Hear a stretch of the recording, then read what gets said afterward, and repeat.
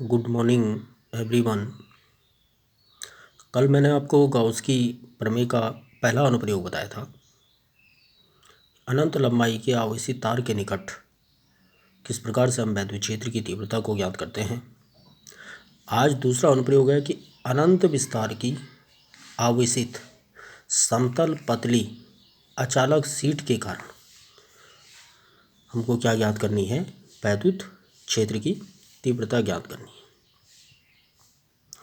अब माना कि ये कोई पतली जो है वो एक अचालक शीट है जो समान रूप से क्या है, आवेशित है, आवेश उस पर समान है।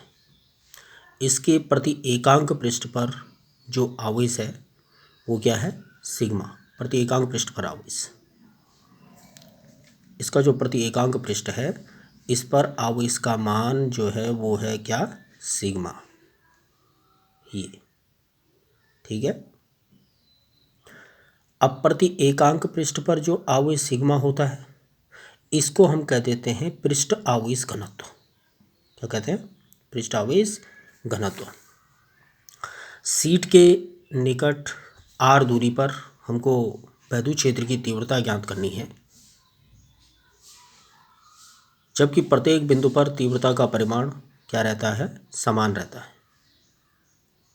इसके लिए शीट के एक तरफ हमको को जो है एक छोटा बेलनाकार गाउसियन पृष्ठ है ये, जिसके दो सपाट पृष्ठ A और B, तीसरा जो है वो तिर्यक पृष्ठ ये वाला। ठीक। अब इस पर जो वैद्युत क्षेत्र की तीव्रता की दिशा होगी ये क्या है, अविलंबवत बाहर की ओर। समझ रहे हैं, दो पृष्ठ A और B, तीसरा क्या हो गया, तिर्यक पृष्ठ जिसको वक्र पृष्ठ कहते हैं। तो इस पर दिशा जो होगी वो कहाँ होगी, शीट से बाहर की ओर, शीट से अविलंबवत बाहर की ओर।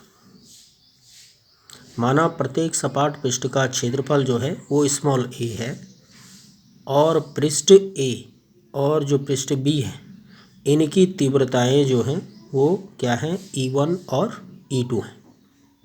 ठीक है।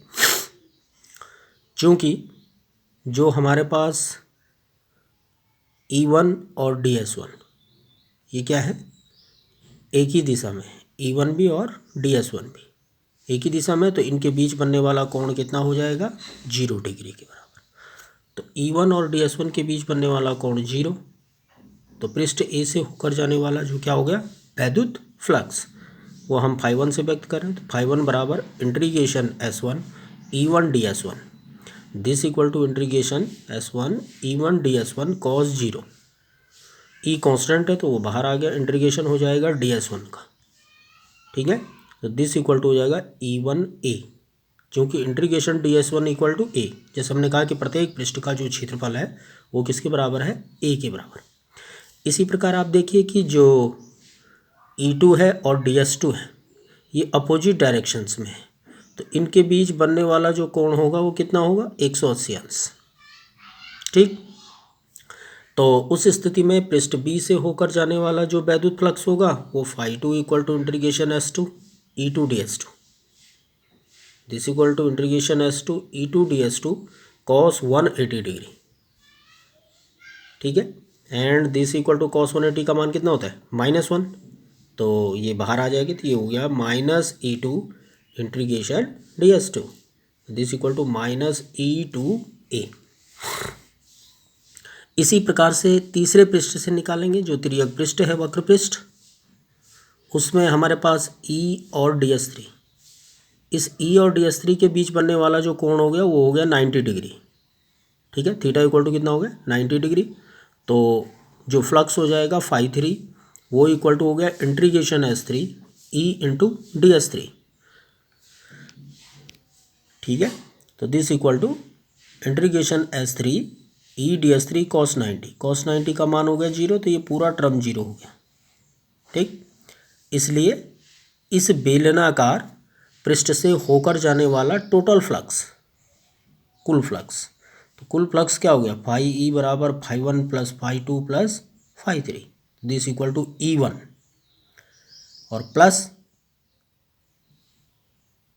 प्लस माइनस का क्या हो गया माइनस, E2 का मान माइनस E2A है तो प्लस माइनस का माइनस हो जाए तो minus E2A plus 0 this equal to E1 minus E2 into A, समीकरण नंबर 1।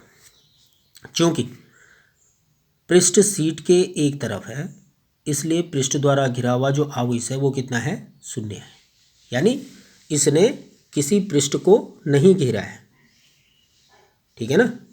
ये सीट है, ये गाउसियन पृष्ठ है, तो इसने किसी भी प्रकार के आवेश को नहीं घेरा है, ये दोनों अलग अलग हैं, तो इसलिए आवेश का मान कितना हो गया, 0 हो गया। तो गाउस की प्रमेय के अनुसार क्या होता है, फाई ई बराबर 1/ε0 इंटू क्यू, क्योंकि कोई आवेश नहीं गिरा, क्यू का मान कितना है 0, तो ये बराबर क्या हो जाएगा 0। समीकरण नंबर 2।